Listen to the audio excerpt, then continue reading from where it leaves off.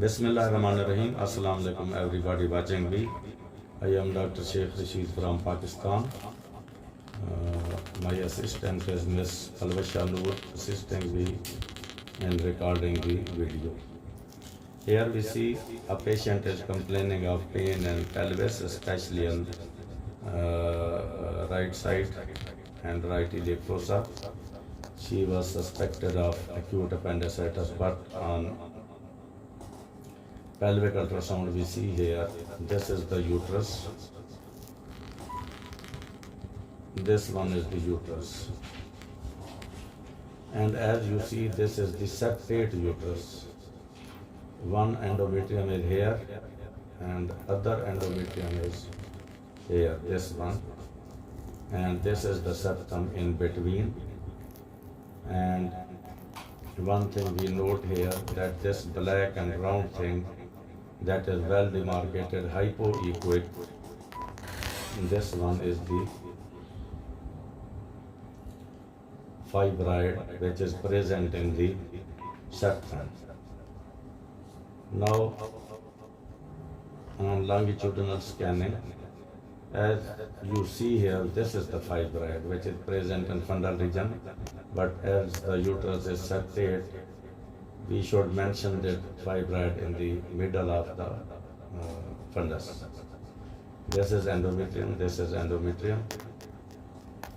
On longitudinal scanning, we see a small fibroid is present in the posterior wall. The lady has undergone 3 cesarean sections. This is the cesarean scar. This is the cervix, body and fundus.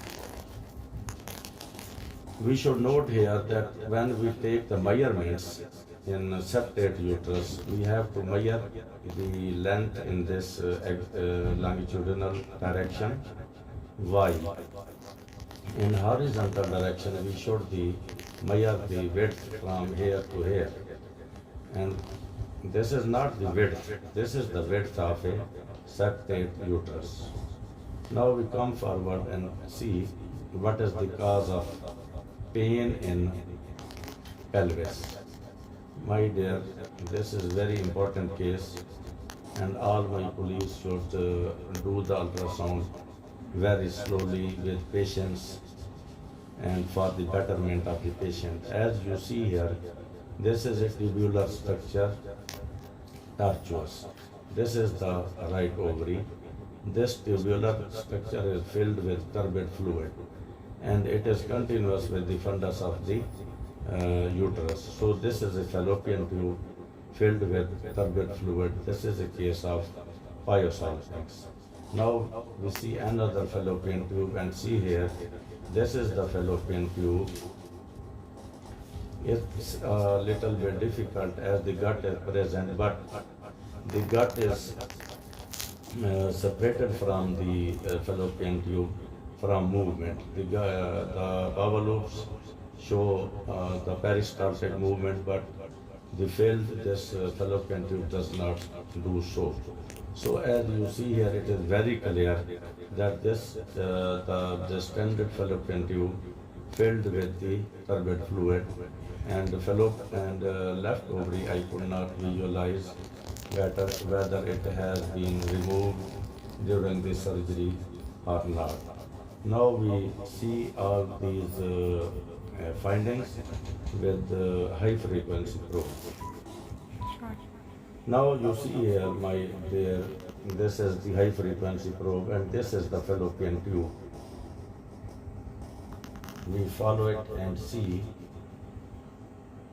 this is blind ending due to inflammation. The fimbrial end is blocked. This is the fimbrial end, and as you see here, this material which is echogenic, this is the fallopian tube which is continuous with the one end of the uterus. Now you see the right fallopian tube, which is also this one tortuous fallopian tube, which is coming towards the right ovary. I have seen the right ovary separately, which is present here, and this is not a part of tubo-ovarian abscess. The ovary is a little bit separate. This is right fallopian tube, and that was left fallopian tube. And as you see here, this is the septate uterus, one endometrium here, one endometrium here. This is the septum, and this fibroid is present in the septum. So in my opinion, the history is a little bit long, about 1.5 months, and multiple antibiotics were given. So this is a resolving case of pelvic inflammatory disease. The uterine cavity is okay, the endometrium is triple layered, but the fallopian tubes are still filled with turbid fluid, that is pus. So this is bilateral pyosalpinx, a sequel of the pelvic inflammatory disease. Thank you for watching the pelvic inflammatory disease. Islam Zindabad, Pakistan Zindabad.